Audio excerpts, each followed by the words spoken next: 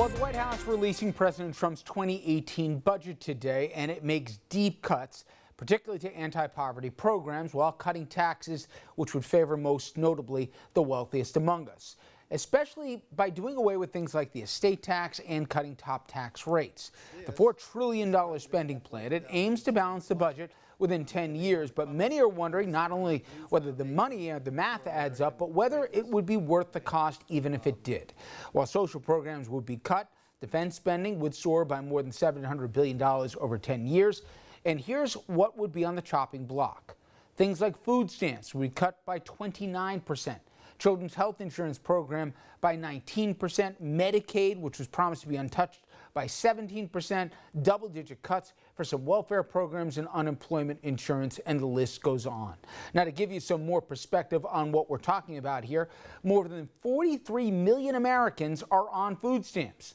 Trump budget would slash nearly $200 billion from the program over the next decade. And joining us now to help us put a human face on this is Joel Berg.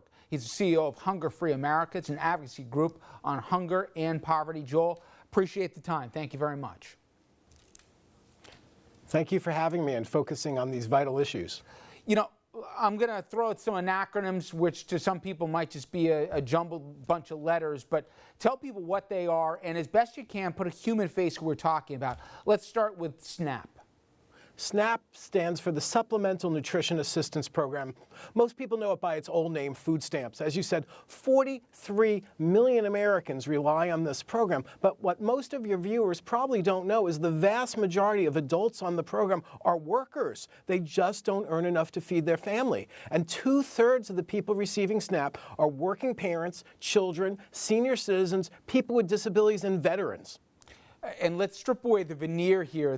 You believe, if you listen to certain channels, that it's the welfare queens that are living off this, when in reality, the people most directly impacted were people actually voted for Trump. Absolutely. Out of the top 10 states in the union that rely on SNAP benefits, the new name for food stamps benefits, 8 voted for Donald Trump. Many of the rural areas, many of the white working class areas that swept Trump into the White House are the areas he's most shafting through what really is a grand political bait and switch. Now, the claim by Paul Ryan and Trump's budget directors is somehow they're going to decrease hunger, get this, by taking away food. That's like claiming you're going to end drought by taking away water. There's no fancy way to put it. It's a lie, and real people's lives are at stake. Well, the underlying message they're saying in so many words is, hey, you take away the safety net, you give them a kick in the pants, and magically they're going to find work here and they're going to put food on the table their own way. We're helping them by giving them some fortitude. Again, this is your life here. Dispel some of the myths here and give a little bit more of the reality than the rhetoric. People don't want to be on food stamps. It's not some palatial feast here that's being laid out in front of them on a nightly basis. Am I wrong? You're right. And first of all, if Congress really wants to apply work requirements, maybe they should start with themselves. They took an 11-day vacation right after saying people need to work for health care. 80% of the parents with children who receive SNAP benefits were working the year before or the year after getting SNAP benefits. $1.30, that's the average amount of money going per meal per person in the SNAP program, this idea that some luxurious payout. And people think, oh, people are in this program for a lifetime. The average length of time a family needs SNAP is 10 months. It's like unemployment insurance. It's something when you are working and doing well and making enough, you pay into the system, you pay taxes for it, and then when there's a downturn, you lose your job or you get disabled, then you get a little help. It's just a basic contract, and that's why we say the social safety net helps and protects all of us. School lunches, some of this stuff you can't make up. They want to cut school lunches? Well, in another measure, not the Trump budget, but in another measure, the House Child Nutrition Reauthorization Bill, they're actually trying to impose additional paperwork on school districts, not very conservative, but to take away lunch from some hungry kids. It is crazy. They're not for getting government off the backs of people. They're only for getting government off the backs of polluters and their campaign donors. When it comes to working people, they're for putting government on their backs and taking away even minimal help that used to have bipartisan support. For God's sakes, some people have always opposed food stamps or SNAP, somehow making the false claim it's welfare. But school meals? School meals? They were started as a defense program, and when they're going after that, you see how far outside the American mainstream they are. Let's talk about CHIP. And again, I think people again hear the acronym, but when you're talking about child health insurance for children here, we're talking about 6 million people. Do I have the number right? That sounds about right. And CHIP was a program started by Senator Orrin Hatch, right-wing conservative of Utah, and then Senator Hillary Clinton. It gives health care to children.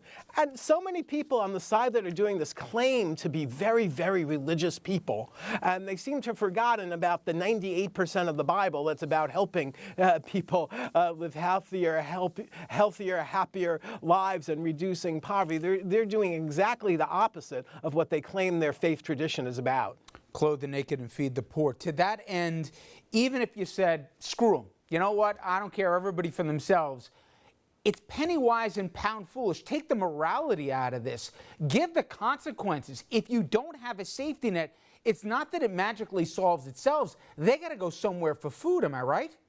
No nation has remained a superpower unless it has fed its own people. The National School Lunch Program was started in the 1940s as a defense program because we knew we couldn't fight wars if our kids were hungry. Public education is never going to work if kids are hungry. To be schooled, you must be fueled. To be well-read, you must be well-fed. And the SNAP program creates $1.8 in economic development in America for every dollar spent on it. So you're absolutely right. Beyond the morality of these programs, they're absolutely vital to keeping America strong.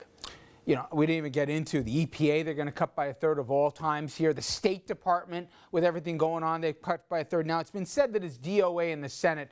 But one of the things I'm curious from your side, Joel, is we saw with the town halls after their version of Trump Care that came out with the repeal of Obamacare, the earful that they got and the polling that suggests this isn't what America asked for.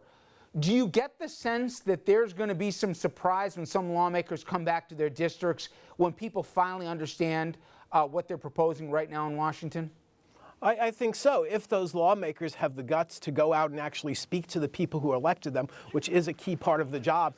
Some of these folks claim to be anti-choice. Actually, now they're for pro-choice. They're giving everyone a choice of starving to death or dying early because you don't have health care. And many of them don't even have the guts to tell the truth to the people who elected them. Exactly what they're doing. Joel Berg, hey, I really appreciate the time here. You can't make this stuff up if you tried. I appreciate it. Okay, thank you so much.